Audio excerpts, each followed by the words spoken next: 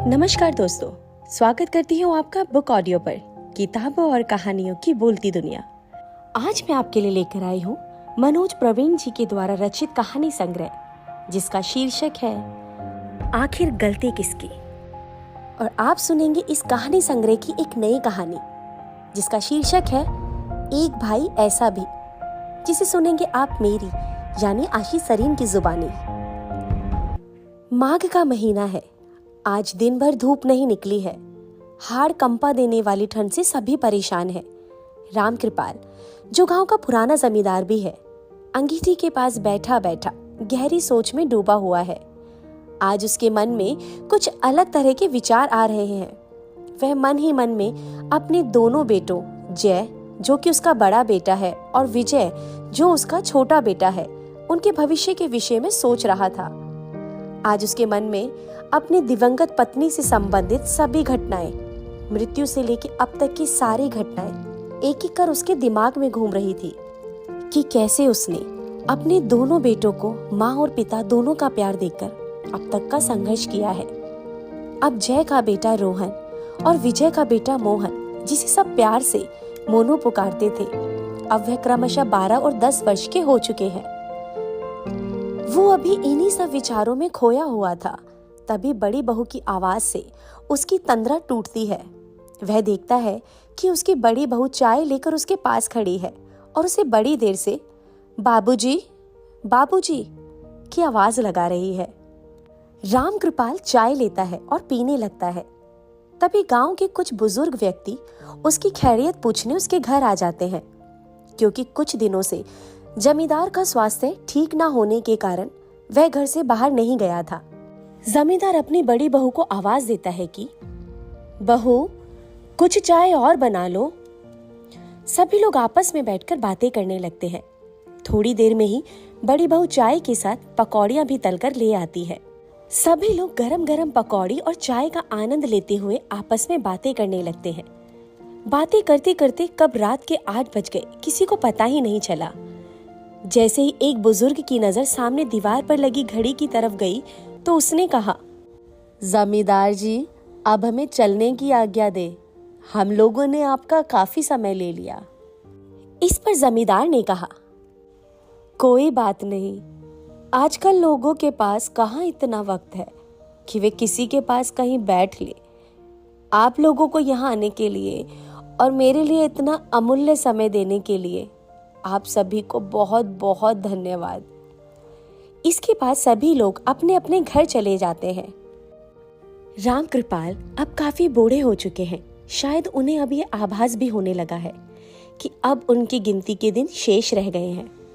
सभी गांव वालों के जाने के बाद उनके बेटे अपने पिता जमींदार के पास आकर बैठ गए और बातें करने लगे।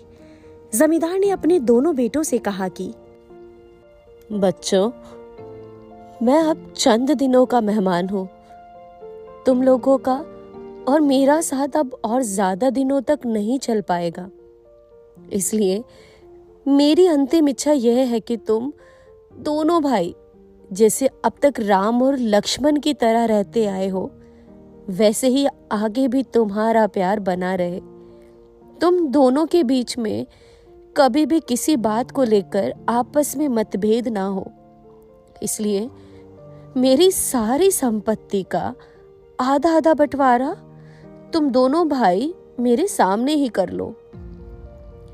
पिता के मुंह से ऐसी बातें सुनकर दोनों भाई व्याकुल हो उठे और पिता के पास आकर उनके दोनों हाथ पकड़कर रोने लगे। रोते हुए बड़ा बेटा जय कहने लगा कि पिताजी, आपने हमें बचपन से लेकर आज तक माँ की कमी कभी भी नहीं खलने दी, और आज आप भी हमें छोड़ के जाने की बात कर रहे हैं। पिताजी, हम लोग आपके बिना नहीं रह पाएंगे। आपको कुछ भी नहीं होगा। बच्चों को गले लगाते हुए जमींदार ने कहा, बेटा, ये तो प्रकृति का नियम है। जो आया है उसे एक दिन अवश्य जाना पड़ता है। पहले मैं भी यही समझता था कि तुम्हारी माँ के जाने के बाद मैं दोनों बेटों की परवरिश अच्छे से कर भी पाऊंगा कि नहीं, लेकिन तुम्हारी माँ जाने के बाद भी मुझे जीने का साहस देती रही और आज मेरे दोनों बेटे बहुत ही होशियार हो गए हैं।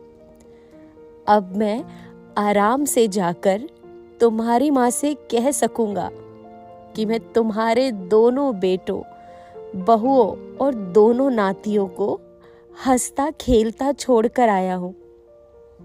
मेरी आखिरी इच्छा पूर्ण करने के लिए तुम दोनों भाई मेरे सामने ही सारी संपत्ति को 2 हिस्सों में अभी बांट लो। पिता को बार बार जिद करता देख दोनों भाइयों ने कहा, पिताजी, अगर आपकी इच्छा यही है तो आप ही बंटवारा कर दीजिए। आप जिसको जो दे देंगे वो आपका दिया हुआ प्रसाद समझकर रख लेगा। पिता ने दोनों बेटों को आधी आधी संपत्ति बांट दी और दोनों बेटों ने उसे सर झुकाकर स्वीकार कर लिया।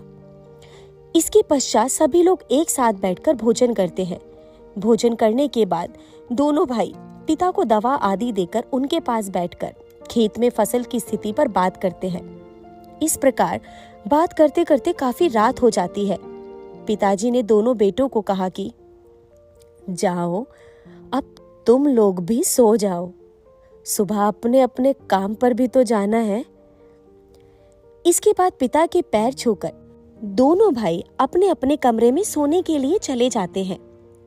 सुबह जब बड़ा बेटा पिताजी के पैर छूने उनके पास आता है तो देखता है कि पिताजी के हाथ पैर ढीले पड़ चुके थे, उनकी सांसें रुक चुकी थी और वे अपनी अंतिम यात्रा पर निकल चुके थे। जय पिता की इस स्थिति को देखकर उनसे चिपककर जोर जोर से रोने लगता है। जय के जोर जोर से रोने की आवाज सुनकर सारा परिवार इकट्ठा हो गया। थोड़ी देर में कई पड़ोसी भी आ जाते हैं। पड़ोस के कुछ बुजुर्ग व्यक्तियों ने दोनों बेटों को दिलासा दिया और आगे क्रियाक्रम की तैयारी करने को कहा। दोनों बेटों ने मिलकर पिता के क्रियाक्रम आदि सब विधि विधान से संपादित किया। पिताजी के गुजर जाने के कुछ दिनों बाद छोटे बेटे विजय की पत्नी ने अपने पति से कहा, क्यों ना हम लोग अपने गांव की संपत्ति को बेचकर शहर में एक नया घर खरीद लेते हैं। शहर में रहने से मोनू की पढ़ाई बहुत अच्छी तरह से हो जाएगी। विजय ने कहा कि इसके लिए बड़े भैया से भी पूछना पड़ेगा। इस पर पत्नी ने तुनक कर कहा कि बड़े भाई क्यों चाहेंगे कि आपका बेटा शहर के अच्छे स्कूल में पढ़े। वो तो यही चाहेंगे कि हमारा मोनू भी उनके बेटे रोहन की तरह गांव के छोटे स्कूल में पढ़े।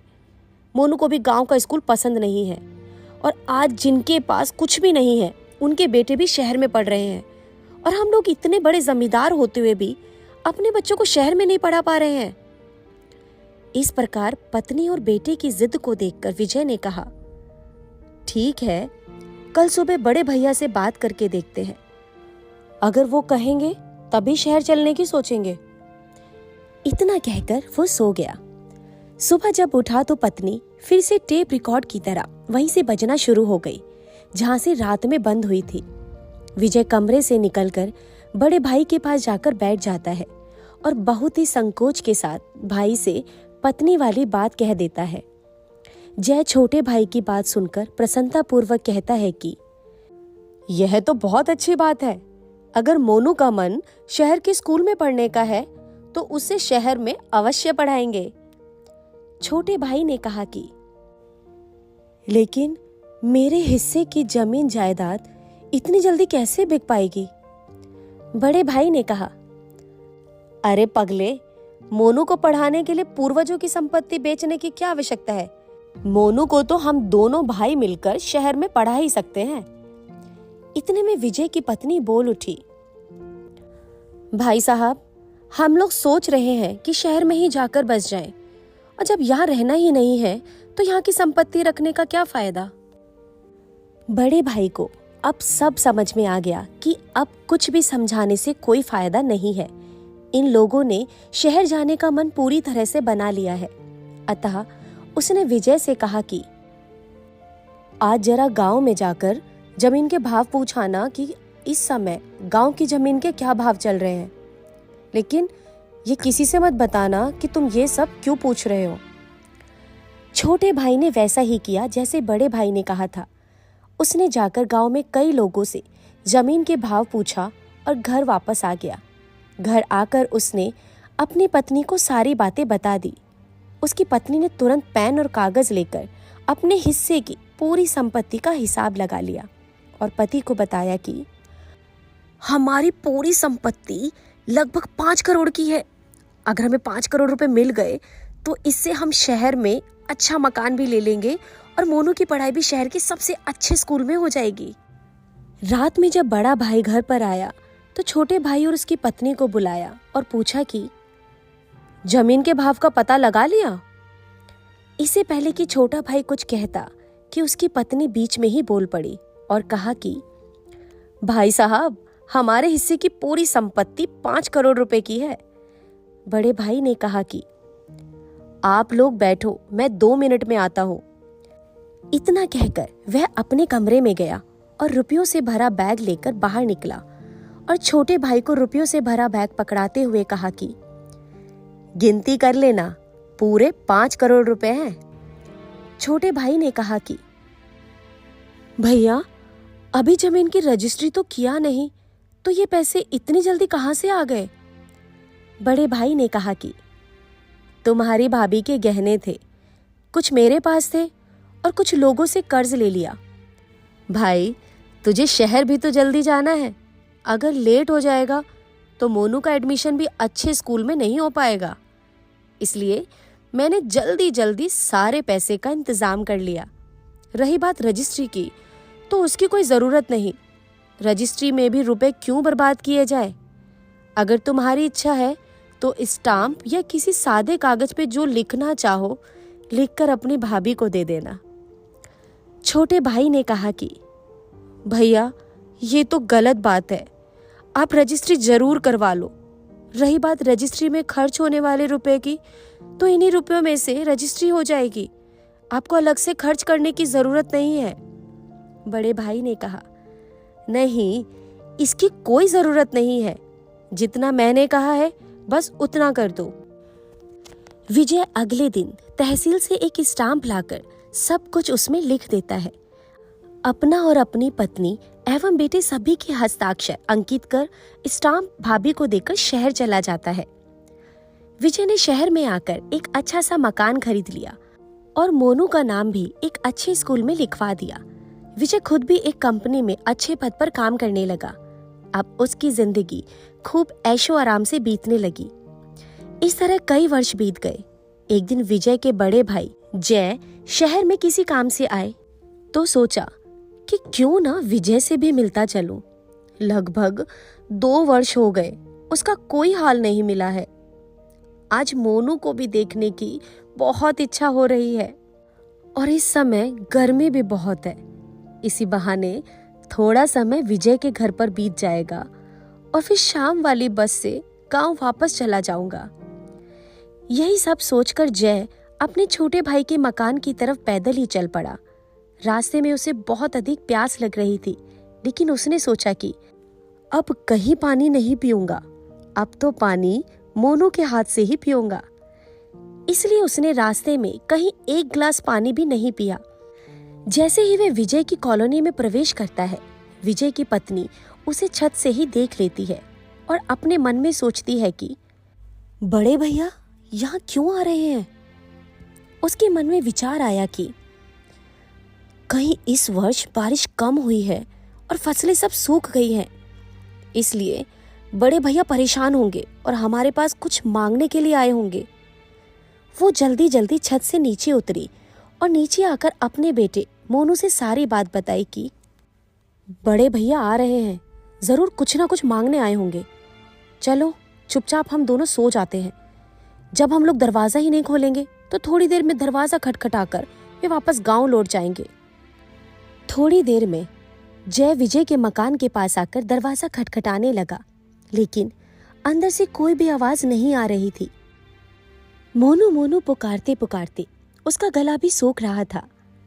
काफी देर तक दरवाजा खटखटाने के बाद भी किसी की आवाज अंदर से नहीं आई और ना ही कोई दरवाजा खोलने आया। तो बड़े भाई ने सोचा कि शायद सभी लोग इस समय सो रहे होंगे, नहीं तो अब तक मोनू दौड़कर मेरे पास आ जाता। मैं ही गलत समय पर आ गया हूँ। इस समय उन्हें सोते में उठाना ठीक नहीं होगा। यह सब सोचकर वह गांव जाने के लिए मुड़ता है तो उसकी नज़र कॉलोनी के अंदर लगे हैंडपंप पर पड़ती है। जय ने कॉलोनी के हैंडपंप से अपनी प्यास बुझाई और गांव वापस चला गया। रात में जब विजय ऑफिस से घर आया तो मोनू उससे खूब मजे लेकर सारी बातें बताने लगा। आज ताऊ जी घर पर आए थे कुछ मांगने के लिए, लेकिन मैंने और मम्मी ने दरवाज़ा ही नहीं खोला। वे काफ़ी देर तक दरवाज़ा खटखटाए। जब दरवाज़ा नहीं खुला तो वे गांव वापस चले गए। इतना सुनकर विजय अपनी पत्नी और बच्चे के ऊपर चीख उठा की, तुम लोग ऐसा कैसे कर सकते हो? बड़े भैया बाहर से पुकारते रहे और तुम लोगों ने दरवाज़ा ही नहीं खोला। विजय की पत्नी उल्टा उसी के ऊपर गुस्सा करते हुए कहती है कि उन्हें गांव में पड़े रहने के लिए हम लोगों ने तो नहीं कहा था। वो लोग अपनी खुशी से गांव में हैं, तो कष्ट भी अकेले भुगते। हमें कष्ट देने क्यों शहर में आ गए? हमारे पास इतने रुपए नहीं है कि हम सभी की मदद करते रहें। विजय खून का घूंट पीकर चुपचाप दूसरे कमरे में चला गया और इधर माँ बेटे भी अपने अपने कमरों में सोने चले गए। इस प्रकार विजय को शहर में आए हुए कई वर्ष व्यतीत हो गए। अब तो उसके बेटे मोनू की शादी भी हो चुकी है और उसे एक बेटा भी है। सभी उसे प्यार से पिंटू बुलाते हैं। विजय का स्वास्थ्य अब ठीक नहीं रहता, इसलिए उसने अब स्वास्थ्य की वजह से ऑफिस जाना बंद कर दिया है। मोनू एक बड़ी कंपनी में प्रोडक्शन मैनेजर के पद पर कार्यरत है। वह बहुत अच्छा वेतन पा रहा है। अब सब कुछ बदल चुका है। केवल एक घर ही है जो अब भी पुराना है और वह भी बहुत पुराने जमाने के जैसा लगता है। मोनू की पत्नी उसे बार बार नया मकान लेने की जिद करती है। मोनू ने एक दिन पत्नी की बात से तंग आकर नया मकान लेने के विचार से अपने पिताजी और माताजी के पास गया और उसने कहा कि पिताजी, अब यह घर बहुत छोटा पड़ रहा है, क्यों ना हम लोग इसे बेचकर एक बड़ा मकान ले लेते हैं। इस मकान को बेचने से कुछ रुपए मिल जाएंगे और जो कुछ कम पड़ेगा वो मैं अपनी नौकरी पर लोन लेकर चुका दूंगा। माता पिता ने बेटे की बात मान ली और कहा कि बेटा, रहना तुम ही लोगों को है, हम लोगों का समय तो व्यतीत हो चुका, तुम जैसा चाहो वैसा करो। पिता की सहमति मिलते ही मोनू ने तुरंत एक नया मकान बुक करवा दिया और बहुत जल्द पुराने मकान को बेचकर नए मकान में प्रवेश कर गए। विजय और उसकी पत्नी जब मकान में पहुंचे तो उनकी बहू और पुत्र ने नए घर का एक एक कमरा दिखाना शुरू किया और साथ ही साथ किस कमरे में कौन रहेगा वो भी बताते जा रहे थे। जब सारा मकान दिखा दिया तो दादी माँ ने पिंटू से कहा, पिंटू बेटा, आपने सारा मकान तो दिखा दिया, लेकिन ये नहीं बताया कि तुम्हारे दादा और दादी का कमरा कौन सा है। ये सुनते ही पिंटू तुरंत बोल पड़ा कि आप लोगों के लिए तो मम्मी पापा ने एक बहुत बड़ा घर देखा है जिसमें ढेर सारे कमरे हैं और उसमें सभी के दादा दादी एक साथ रहते हैं। मेरे एक दोस्त के दादा दादी भी वहीं पर रहते हैं। हम लोग कल ही वहाँ गए थे आप लोगों के लिए नया मकान देखने। दादी, मैं भी आप लोगों के साथ चलूँगा, मैं भी इस घर में नहीं रहूँगा। पिंटू अभी इतना बड़ा नहीं हुआ कि वे बड़ों की तरह बातों को छुपा सके। पिंटू के इतना कहते ही पिंटू की मम्मी का सर शर्म से नीचे झुक गया। अब वह अपने ससुर और सासू माँ से नजरें नहीं मिला पा रही थी। इसकी खींच मिटाने के लिए वह पिंटू को पीटते हुए दूसरे कमरे में लेकर चली गई। विजय और उसकी पत्नी एक दूसरे को देखकर मन ही मन अपने आप को सांत्वना देने लगते हैं। उनकी दशा एक स्थिति प्रज्ञ की तरह हो चुकी थी। उनको अब कुछ भी समझ में नहीं आ रहा था कि अब वे क्या करें। किसी तरह दिन तो बीत गया। रात में दोनों की इच्छा जी भरकर रोने की कर रही थी, लेकिन पत्नी शर्म के कारण पति के सामने नहीं रो पा रही थी और पति गुस्से के कारण। अंत में विजय ने अपने आप को समझाते हुए पत्नी से कहा कि अब तुम्हें कितने किए की याद आ रही होगी। अब पछताने से कोई फायदा नहीं। अब स्थिति हमारे हाथ से निकल चुकी है, इसलिए कल सुबह होते ही घर से चलने की तैयारी कर लो। सुबह होते ही अपने आप निकल चलते हैं, नहीं तो बहू और बेटा चुपचाप छोड़ आएंगे तो ये ज़्यादा अपमानजनक होगा। इतना कहकर विजय दूसरी तरफ मुंह करके लेट गया। रात भर दोनों सोने का नाटक करते रहे, लेकिन रात भर दोनों में से किसी को भी नींद नहीं आई। सुबह होते ही दोनों पति पत्नी जल्दी जल्दी नहाकर तैयार हो गए।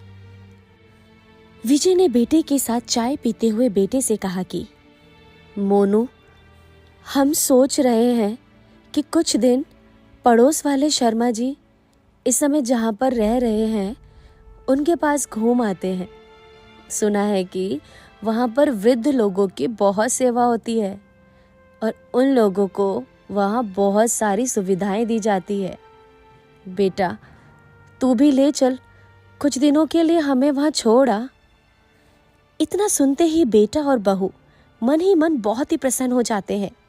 अब उनकी खुशी का कोई ठिकाना नहीं रहा। आज उन्हें ऐसा लग रहा था कि मानो बिना मांगे ही ऊपर वाले ने उन्हें सब कुछ दे दिया हो। मोनू ने अपनी पत्नी से कहा कि जल्दी से माँ और पिताजी के लिए भोजन तैयार कर दो। मैं ऑफिस जाते वक्त इन लोगों को शर्मा जी वाले अपना घर में कुछ दिनों के लिए छोड़ आऊंगा। पत्नी भी खुश होकर भोजन में कई तरह की चीजें बनाकर ले आई और सभी लोगों ने एक साथ भोजन किया। आज बहुत दिनों बाद घर में इतनी खुशी का माहौल एवं खाने में स्वाद मिला था। भोजन करने के उपरांत मोनू चौराहे से जाकर एक ऑटो बुक कर लाता है और माँ और पिताजी से कहता है कि आज मेरी एक अवश्य मीटिंग है, इसलिए मैं नहीं चल पाऊंगा। आप लोगों को छोड़ने ये रिक्शा वाला चला जाएगा। इस रिक्शे वाले को सब कुछ समझा दिया है कि ये आप लोगों को शर्मा जी वाले अपना घर में छोड़ आएगा। पिताजी ने कहा, कोई बात नहीं बेटा, हम लोग इस ऑटो से ही चले जाएंगे।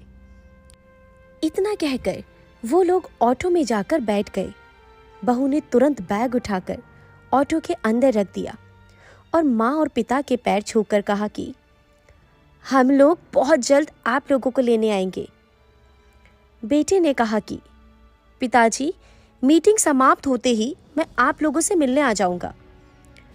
विजय और उसकी पत्नी के चेहरे पर एक झूठी मुस्कुराहट साफ दिख रही थी। वो लोग बार बार पिंटू को प्यार कर रहे थे।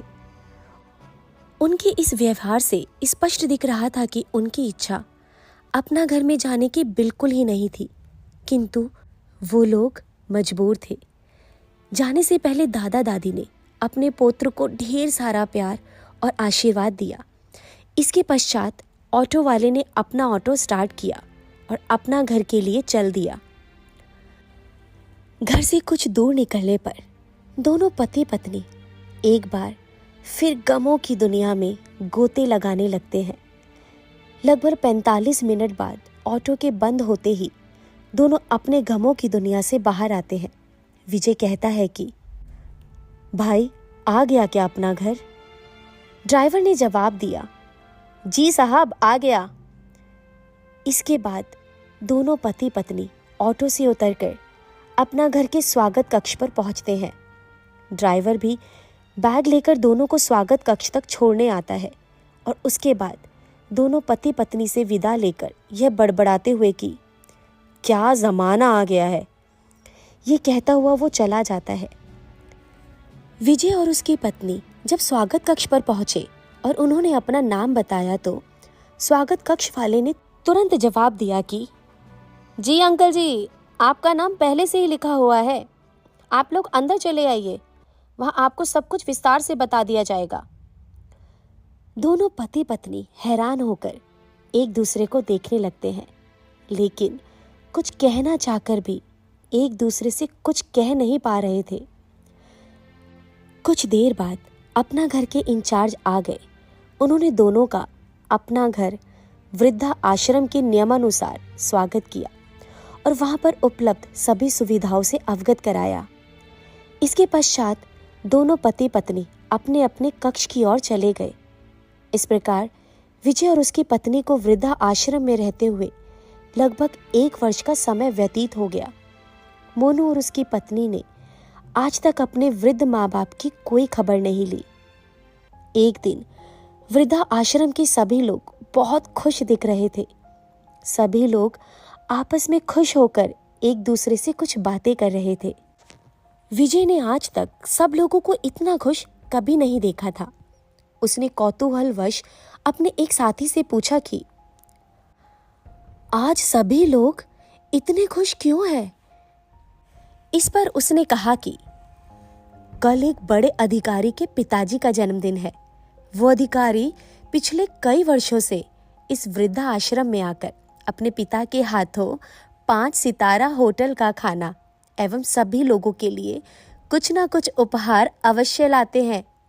वो अधिकारी और उनके पिता कल फिर इस वृद्धा आश्रम में आ रहे हैं, इसलिए सभी इतने खुश हैं।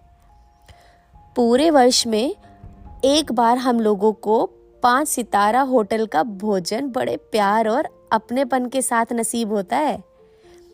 इतना सुनकर विजय की आंखों में आंसू आ जाते हैं और वह फिर से अपने बेटे मोनू के विषय में सोचने लगता है।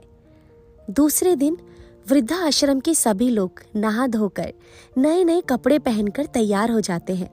सुबह 9 बजे ही वह बड़ा अधिकारी और उनके पिता एक बड़ी गाड़ी में ढेर सारे भोजन के थैले और उपहार लेकर आ गए। वो लोग सबसे पहले 1 नंबर वाले कमरे में प्रवेश करते हैं और सभी से राम राम कहकर सभी से विनम्रता पूर्वक खाने का और उपहार का पैकेट देने लगते हैं। 1 नंबर कमरे के सभी लोगों को खाने का पैकेट बांटने के बाद जब वो लोग 2 नंबर वाले कमरे में आते हैं तो सबसे पहले उनकी मुलाकात विजय से ही होती है। विजय सर नीचे करके बैठा हुआ था। अधिकारी के पिता ने जैसे ही उसे राम राम कह के खाने एवं गिफ्ट का पैकेट पकड़ाया, विजय वो आवाज सुनकर चौंक उठता है और उसकी नजर तुरंत अधिकारी के पिता के चेहरे पर जाती है। दोनों ही एक दूसरे को देखकर चौंक उठते हैं। विजय का चेहरा शर्म से नीला पड़ जाता है। उसकी इच्छा उसी समय जमीन में गड़ जाने की हो रही थी। अधिकारी के पिता की आंखों में आंसुओं की धारा निकल पड़ती है। वह बड़ा अधिकारी भी पिता के साथ साथ हाथ जोड़कर रोने लगता है, क्योंकि सामने वाला व्यक्ति कोई और नहीं, खुद उसका सगा चाचा था। बड़े भाई ने रोते हुए विजय को अपने गले से लगा लिया और कहा कि विजय, मेरे भाई तू यहाँ पर है, तूने मुझे कभी बताया भी नहीं।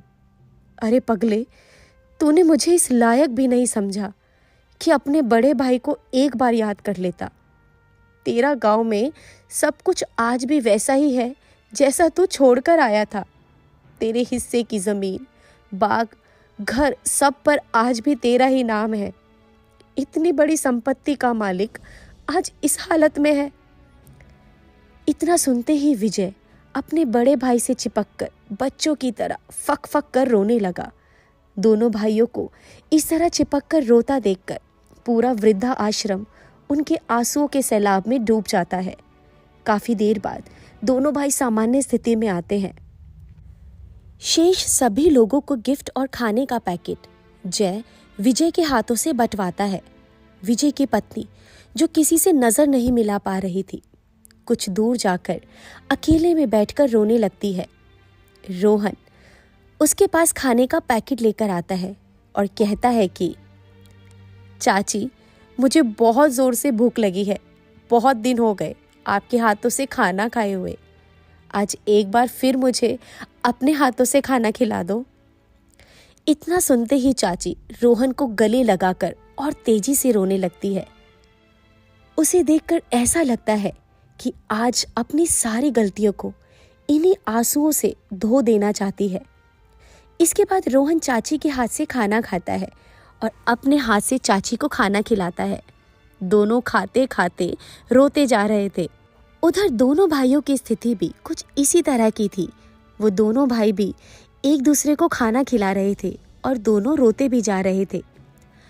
दोनों भाइयों का ऐसा प्रेम देखकर वृद्धा आश्रम के सभी लोग भाव विभोर हो जाते हैं और सोचते हैं कि इस दुनिया में एक भाई ऐसा भी है।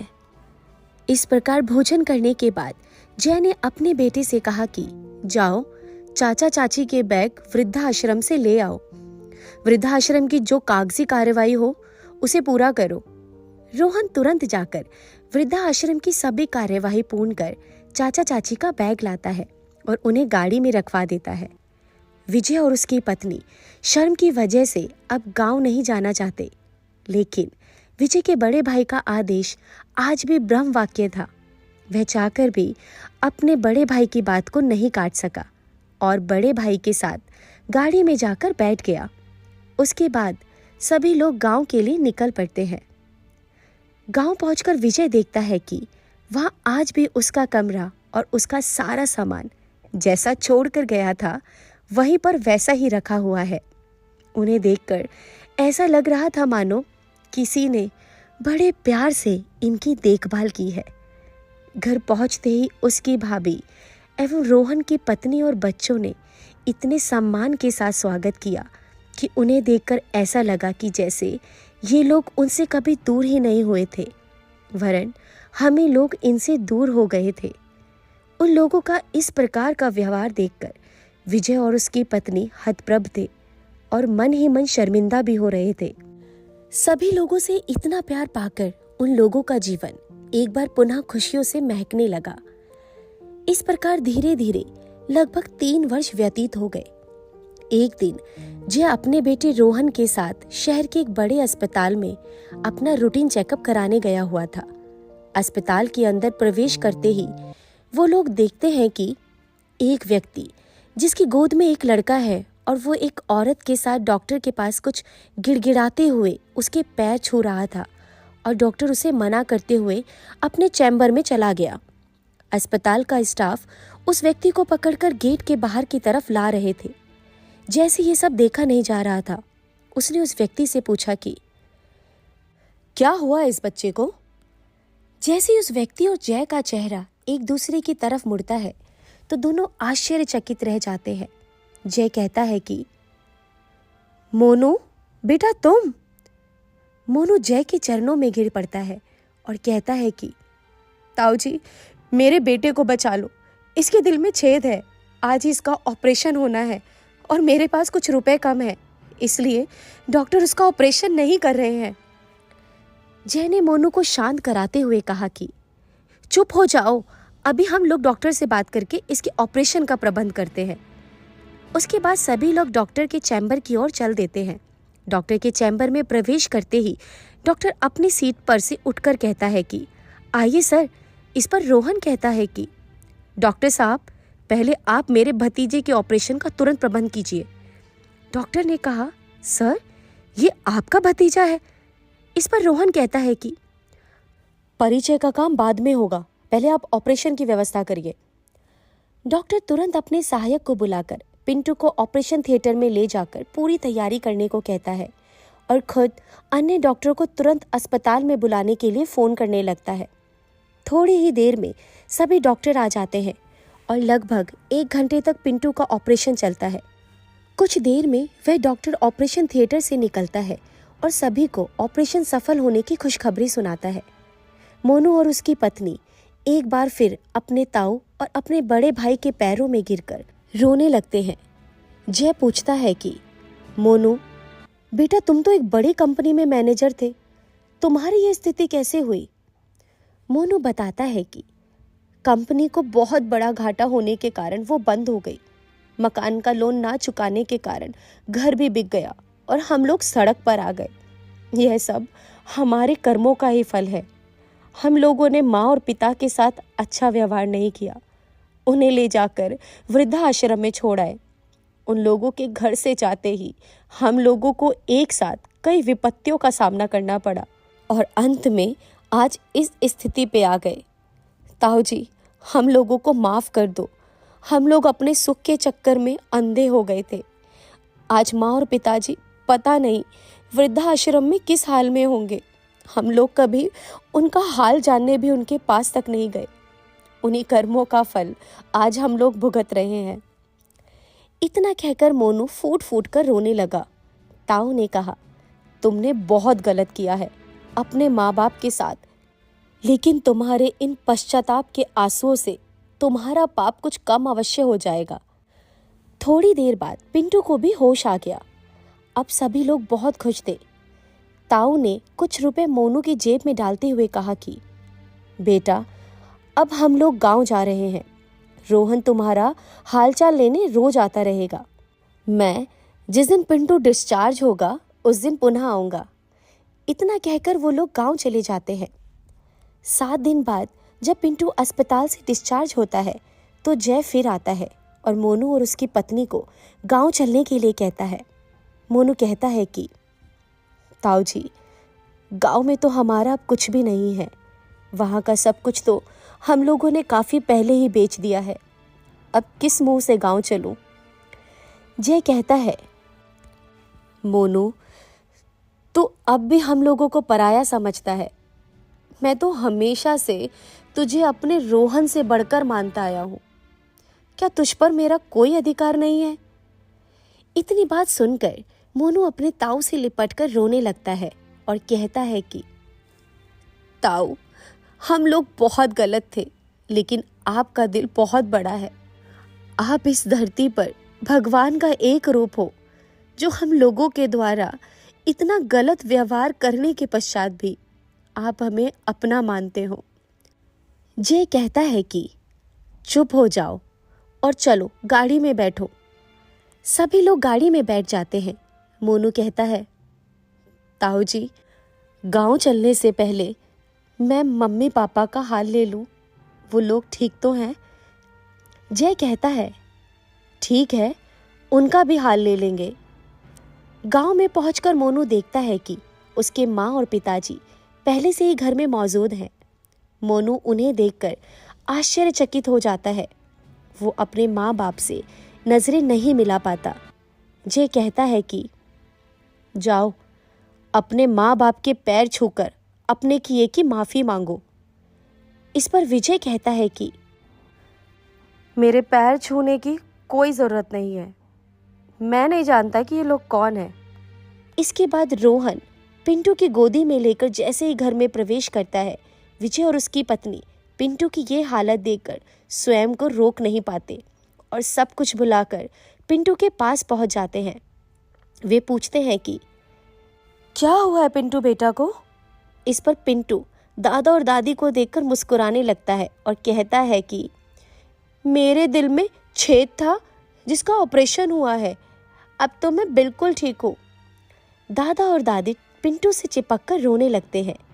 जय भी उन लोगों के पास आ जाता है और कहता है कि विजय, मोनू को माफ़ कर दो, वो अपने किए पर शर्मिंदा है। भगवान ने तुम्हारे घर से जाने के बाद उसे बहुत दंड दिया है। अब तुम और उसे दंड मत दो। विजय कहता है कि भैया, अगर आपने मोनू को माफ़ कर दिया है तो मैं कौन होता हूँ इसको ना माफ़ करने वाला। इतना सुनते ही मोनू और उसकी पत्नी जय और विजय के पैर पकड़कर बड़ी ज़ोर ज़ोर से रोने लगते हैं। उनको इस तरह रोता देखकर पूरा घर आंसुओं में डूब जाता है। आज जय भी मन ही मन बहुत खुश था। उसे बहुत अधिक आत्मसंतुष्टि प्राप्त हो रही थी। आज उसने अपने पिता के सपने को साकार कर दिया और पूरे परिवार को पुनः एक कर दिया और सभी को दिखा दिया कि ऐसा होता है भाई का प्यार। उम्मीद करती हूँ आपको ये कहानी बहुत पसंद आएगी। धन्यवाद।